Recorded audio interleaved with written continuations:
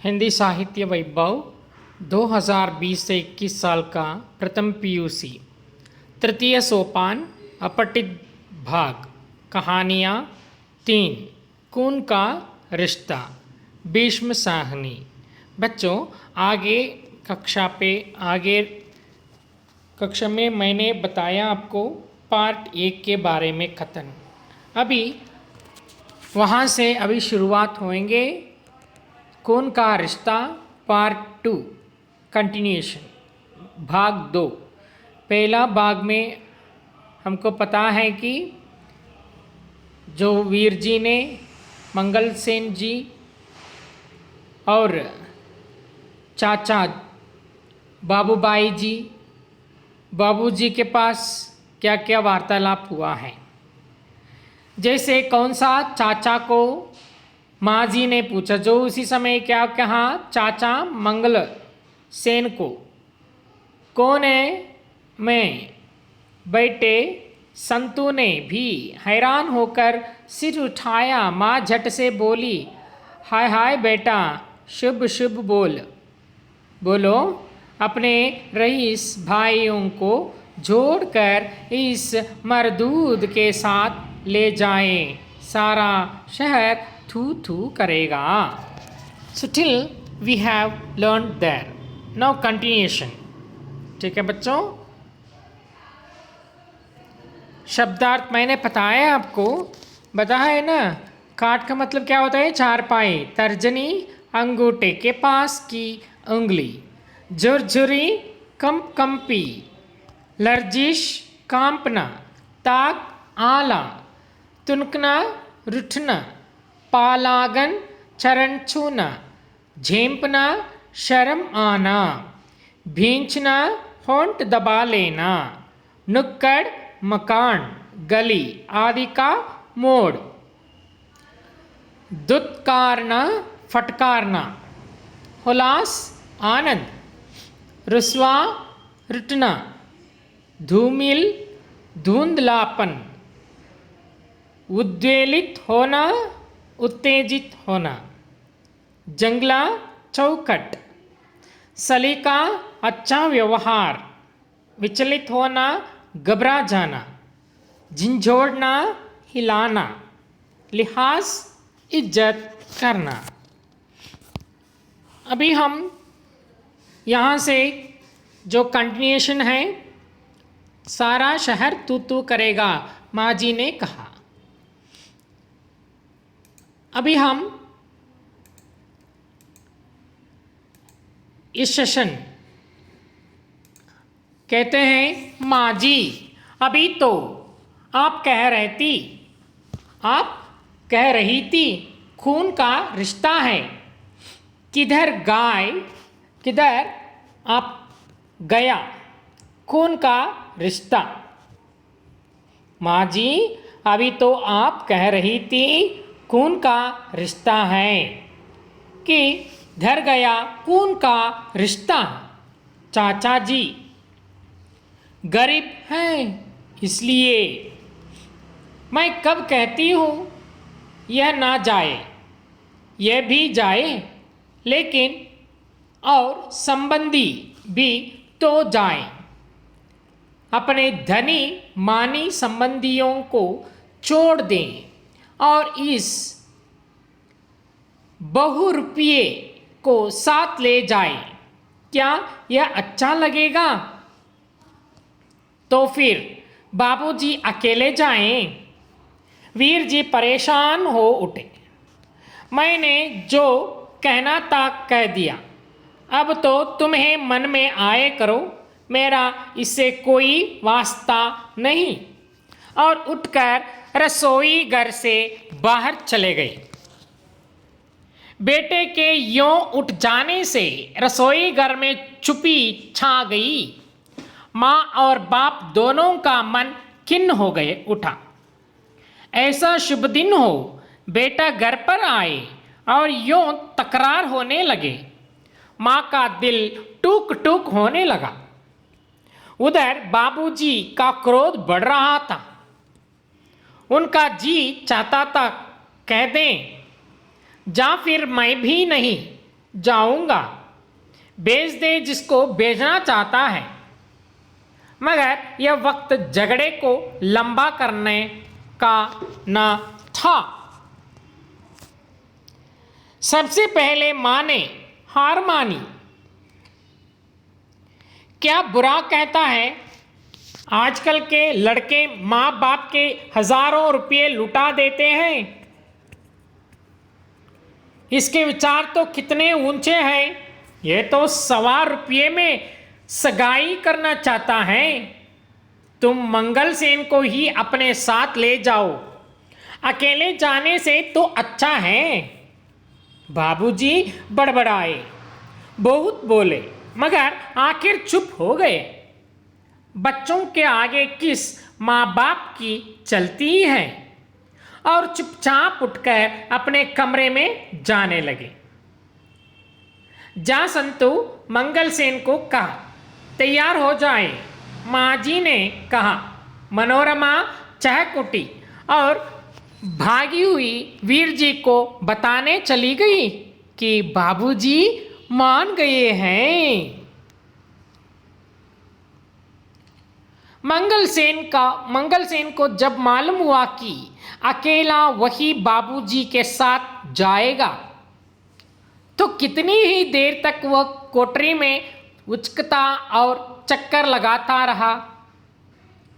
बदन का छटांक भर खून फिर उछलने लगा। जी चाहा कि संतू से उसी वक्त शर्त के 2 रुपये रखवा ले। क्यों ना हो, आखिर मुझसे बड़ा संबंधी है भी कौन। मुझे नहीं ले जाएंगे तो किस ले जाएंगे। मैं और बाबूजी ही इस घर के कर्ता धर्ता हैं। और कौन है? मैं और बाबूजी ही इस घर के कर्ता या धर्ता। जितना ही अधिक वह इस बात पर सोचता, उतना ही अधिक उसे अपने बड़पन पर विश्वास होने लगता। आखिर उसने कोने में रखी ट्रंकी को खोला और कपड़े बदलने लगा। घंटा भर बाद जब मंगल सेन तैयार होकर आंगन में आया, तो माजी का दिल बैठ गया। यह सूरत लेकर समधियों के घर जाएगा। मंगल सेन के सिर पर खाकी पगड़ी, नीचे मैली कमीज, के ऊपर खाकी फौजी कोट जिसके धागे निकल रहे थे, और नीचे धारीदार पाजामा और मोटे मोटे काले बूट। मां को रुलाई आ गई, पर यह अवसर रोने का नहीं था। अपनी रुलाई को दबाती हुई वह आगे बढ़ाई।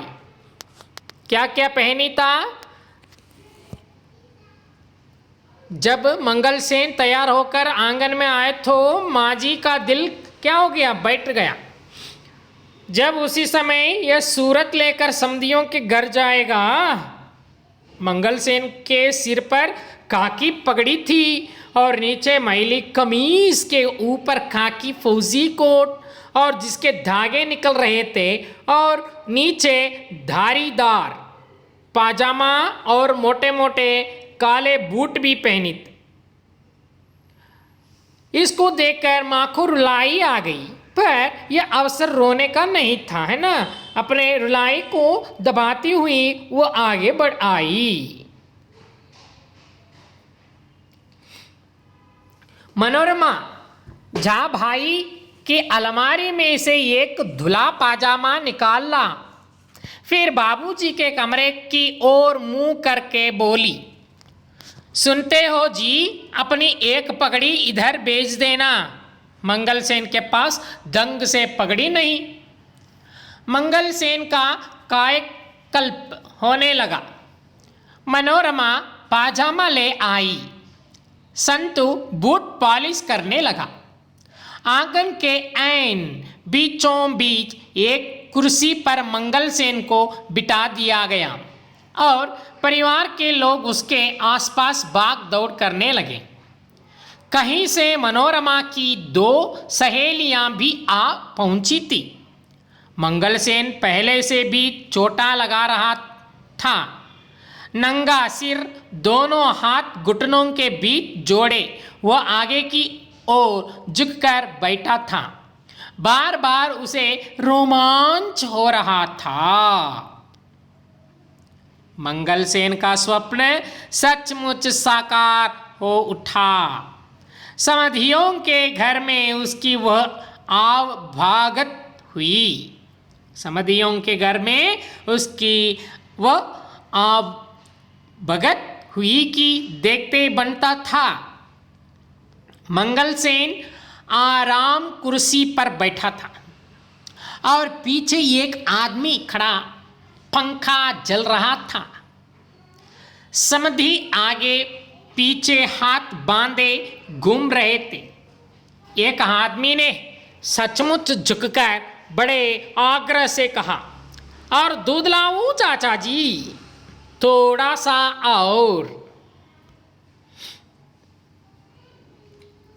और जवाब में मंगलसेन ने कहा, हाँ, आधा गिलास ले आओ।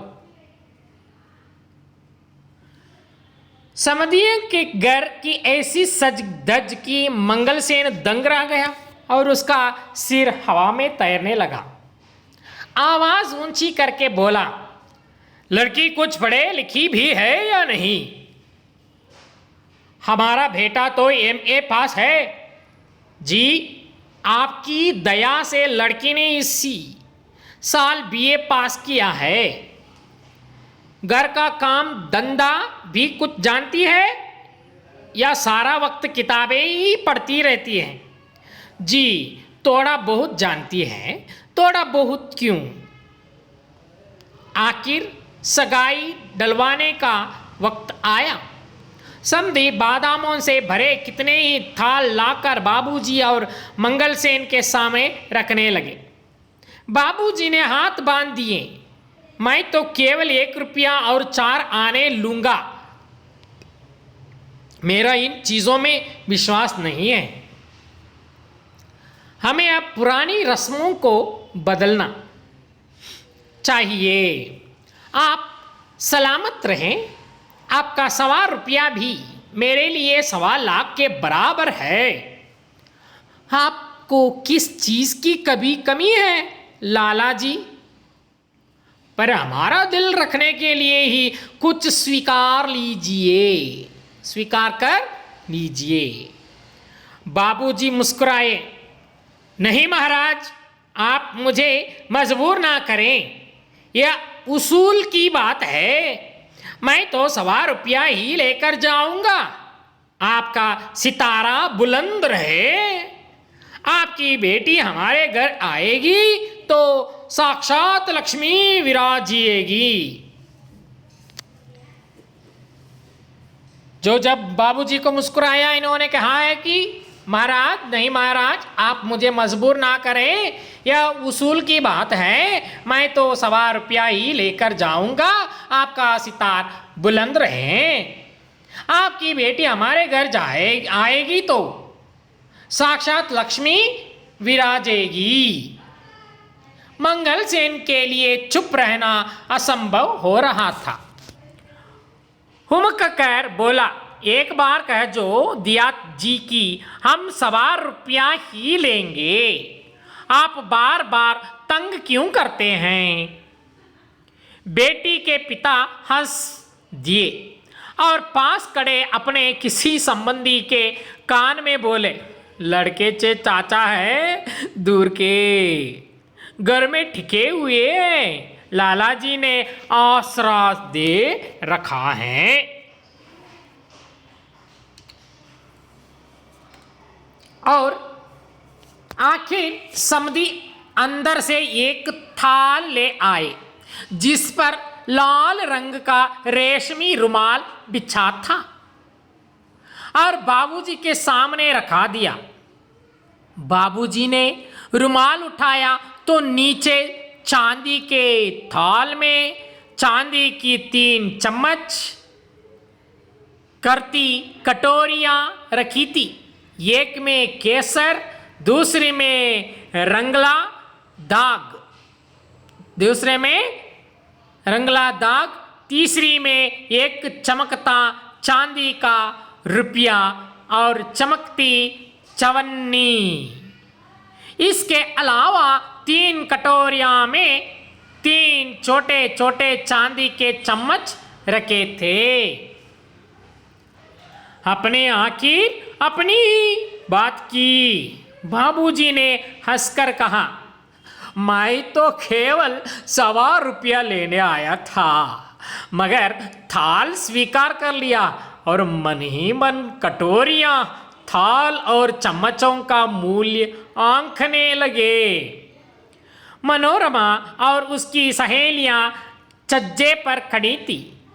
जब दोनों भाई सड़क पर आते दिखाई दिए, मंगलसेन के कंधे पर थाल था। लाल रंग के रुमाल से डंका हुआ और आगे आगे बाबूजी चले आ रहे थे। वीर जी अब भी अपने कमरे में थे और पलंग पर लेटे किसी नावेल के पन्नों में अपने मन को लगाने का विफल प्रयास कर रहे थे। उनका माथा थका हुआ था, मगर हृदय धूमिल भावनाओं से उद्वेलित होने लगा था।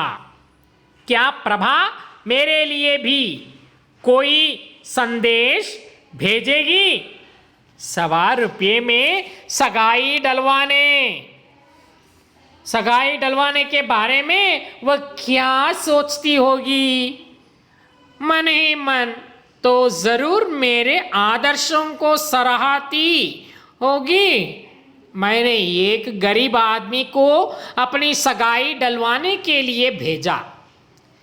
इससे अधिक प्रत्यक्ष प्रमाण मेरे आदर्शों का क्या हो सकता है? लाख लाख बधाइयाँ भौजाई जी। घर में कदम रखते ही मंगलसेन ने आवाज लगाई। मनोरमा और उसकी सहेलियां भागती हुई जंगले पर आ गई। बाबूजी गंभीर मुद्रा बनाए, आंगन में आए और चड़ी कोने में रखकर अपने कमरे में चले गए। मनोरमा भागती हुई नीचे गई और झपटकर थाल चाचा मंगलसेन के हाथ से छीन लिया। कैसी पगली है, 2 मिनट इंतजार नहीं कर सकती? वाह जी वाह, मनोरमा ने हंसकर कहा। बाबूजी की पगड़ी पहन ली तो बाबूजी ही बने बैठे हैं। लाइए मुझे दीजिए, आपका काम पूरा हो गया। और माँ जी की दोनों बहनें जो इस बीच आ गई थी, माँ जी से गले मिलकर बधाई देने लगी। आवाज सुनकर वीर जी भी जंगले पर आ खड़े हुए और नीचे आंगन का दृश्य देखने लगे। ताल पर रखे लाल रुमाल को देखते ही उनका रोम रोम पुलकित हो उठा। सहसा ही वह ससुराल की चीजों से गहरा लगाव महसूस करने लगे। इस रुमाल को जरूर प्रभा ने अपने हाथ से छुआ होगा। उनका जी चाहा कि रुमाल को हाथ में लेकर चूम लें। इस भेंट को देखकर उनका मन प्रभा से मिलने के लिए बेताब होने लगा। अभी माँ जी ने थाल पर से रुमाल उठाया। चमकती कटोरियां, चमकता थाल, बीच में रखे चम्मच। वीर जी को महसूस हुआ जैसे प्रभा ने अपने गोरे गोरे हाथों से इन चीजों को करीने से सजाकर रखा होगा। पानी पिलाओ संतु, चाचा मंगलसेन ने आंगन में कुर्सी पर बैठते हुए टांग के ऊपर टांग रखकर संतु को आवाज लगाई। इतने में माँ जी को याद आई। 3 कटोरियों और 2 चम्मच, यह क्या हिसाब हुआ? क्या 3 चम्मच नहीं दिए समधियों ने? फिर बाबूजी के कमरे की ओर मुंह करके बोली, आज ही सुनते हो?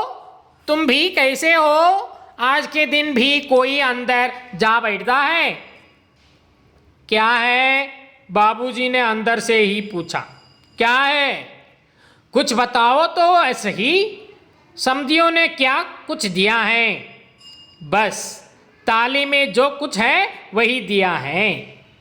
तेरे बेटे ने मना जो कर दिया था। क्या 3 कटोरियां थी और 2 चम्मच थे? नहीं तो चम्मच भी 3 थे। चम्मच तो यहां सिर्फ 2 रखे हैं। नहीं नहीं, ध्यान से देखो जरूर, 3 होंगे। मंगलसेन से पूछो, वही थाल उठाकर लाया था। मंगलसेन जी, तीसरा चम्मच कहाँ है? मंगलसेन संतू को सगाई का ब्यौरा दे रहा था। समधी हमारे जो उसी समय समधी ने हमारे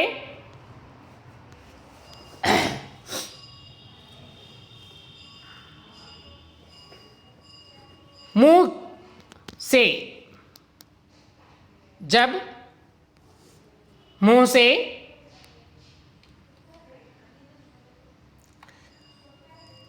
इनमें नहीं दिया समधियों ने, फिर बाबूजी के कमरे के और मुंह करके बोली, आज ही सुनते हो तुम भी कैसे हो? आज की दिन भी कोई अंदर जा बैठा था ना, जो कैसे यह रिश्ता हो गया?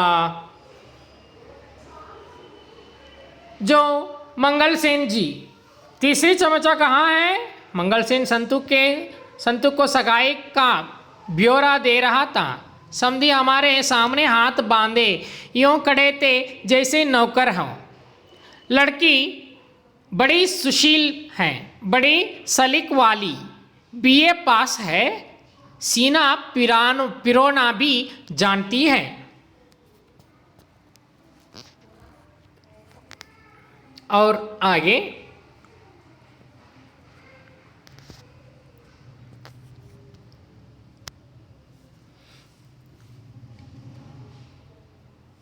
क्या कहते हैं मंगलसेन जी? तीसरी चम्मच कहाँ है?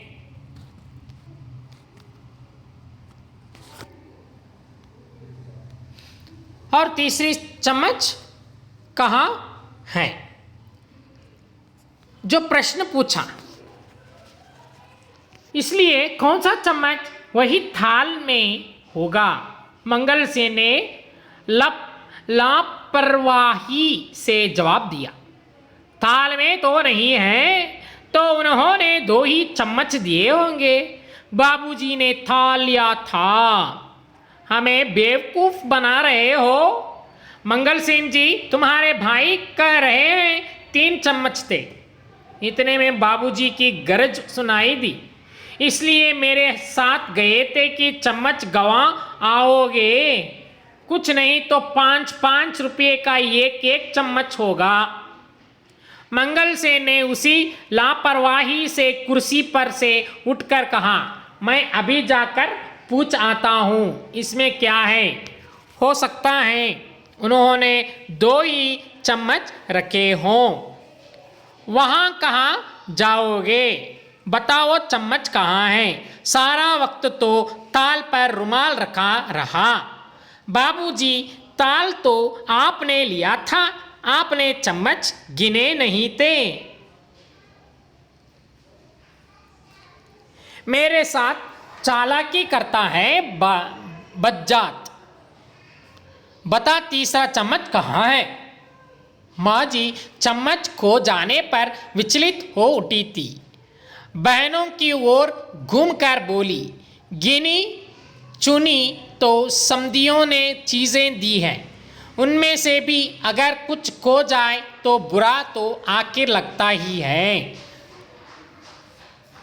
कैसा डीठ आदमी है, सुन रहा है और कुछ बोलता नहीं।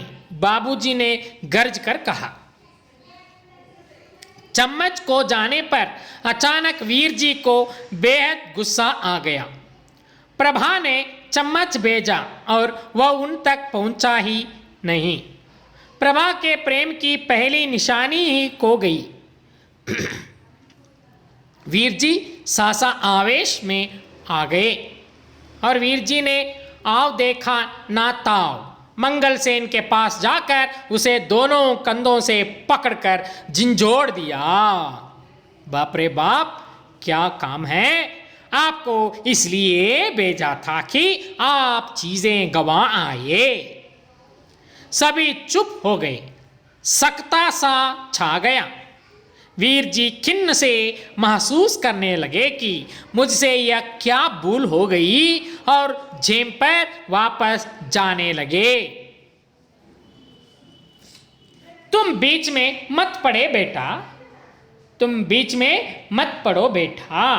अगर चम्मच खो गया है तो तुम्हारी बल से, सबका अपने अपने साथ है।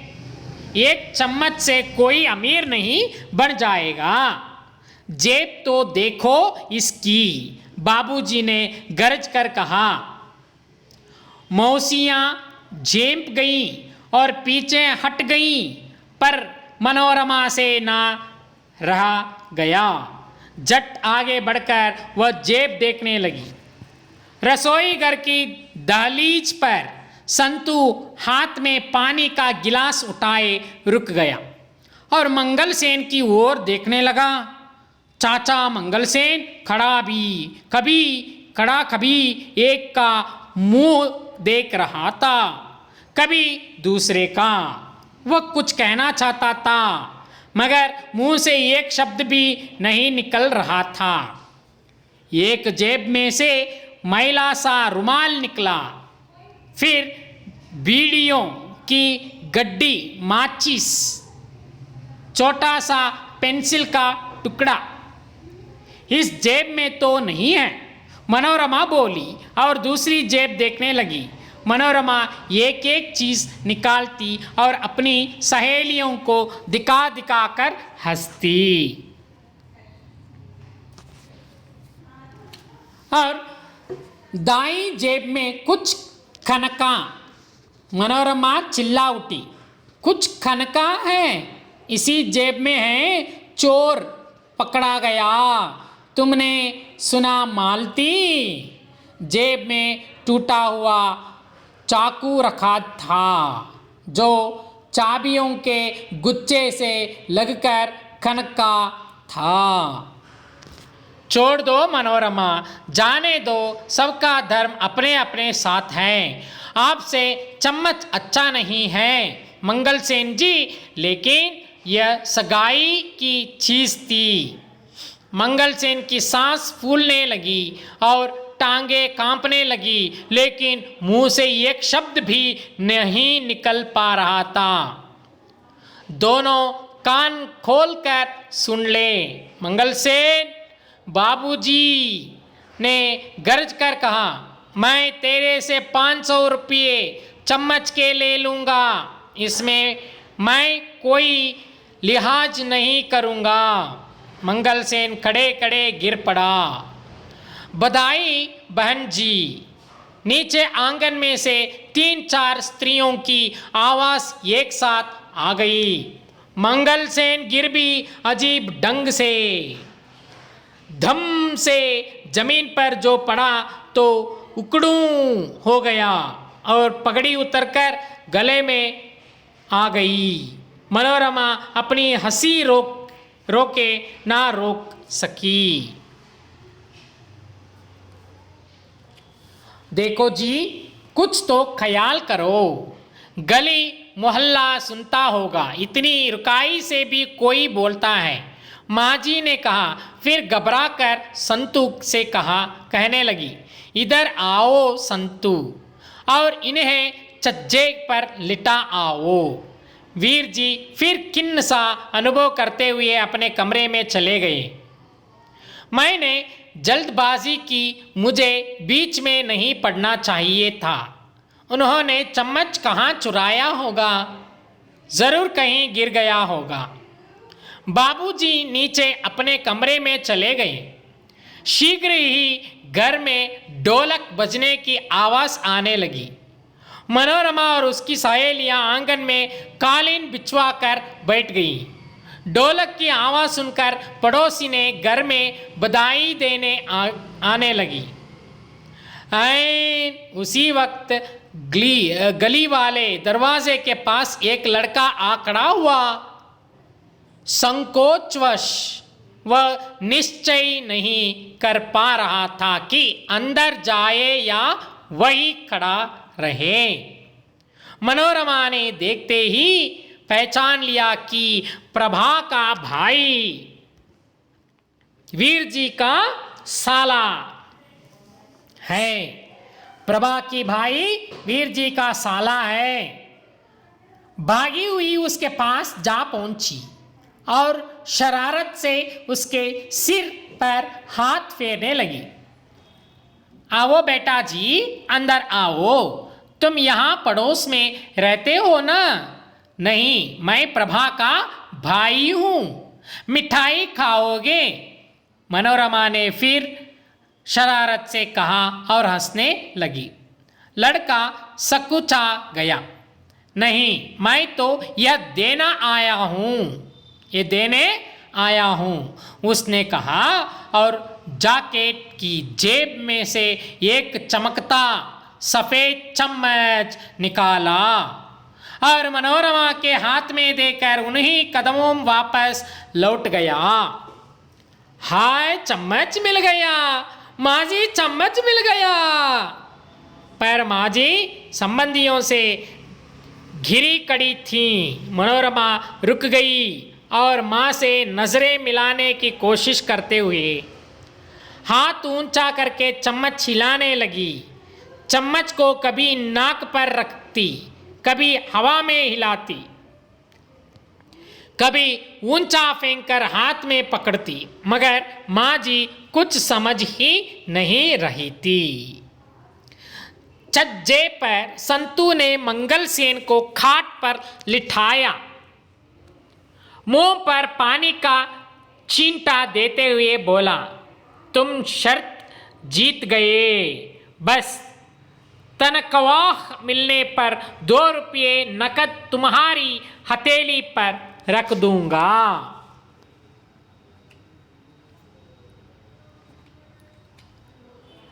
और आगे में इतना ही बच्चों। इस पाठ में हम क्या समझती हैं कि यहाँ जो उनके that means Bhishma Sahani is the noted. He is a noted Hindi story writer. His writing generally depict the life and emotions of middle class people and their families. In this story, the unfair and merciless treatment of a poor and helpless relative is depicted. This story shows us that in the face of riches or wealth, relationships hold no value. This is the bitter truth that this story presents us with. Virji was a well-educated and employed youth. He was about to be engaged to bright, educated young girl named Prabha. Virji was a model person. He was not greedy for riches or wealth. He was a man of principles. He told his father to only accept 1.5 rupee as a token offering in order to confirm the engagement.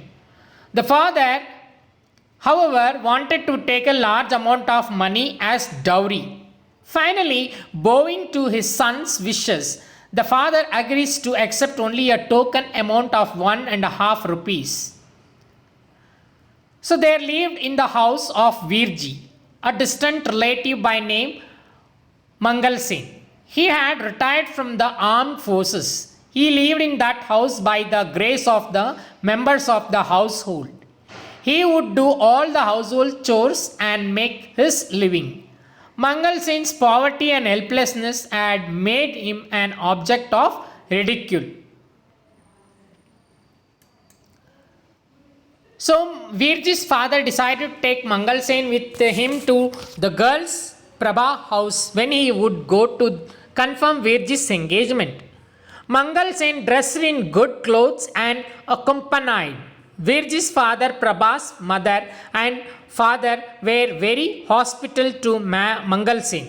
He asked a lot of questions about Prabha, whereas Virji's father was silent. Prabha's family gave a set of 3 silver cups and 3 silver spoons along with 1.5 rupees as shagun, a gift from the bridegroom's side as a confirmation of the engagement.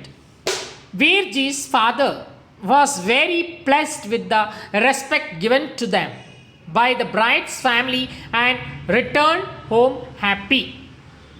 The members of Virji's household were awaiting the return of Virji's father and Mangal Sen.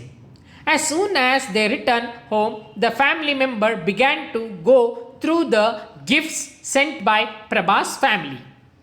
The family was very happy to see the 3 silver cups with spoons. But, however, there were only 2 spoons. All the members of the household accused Mangal Sen of stealing one of the silver spoons. Mangal Sen said that he had also seen 3 spoons but did not know where one had gone. Even he was surprised to find only 2 spoons. However, Virji's father instructed that Mangal Sen's coat and the pockets of his kurta be searched. This was done, but the spoon was not found.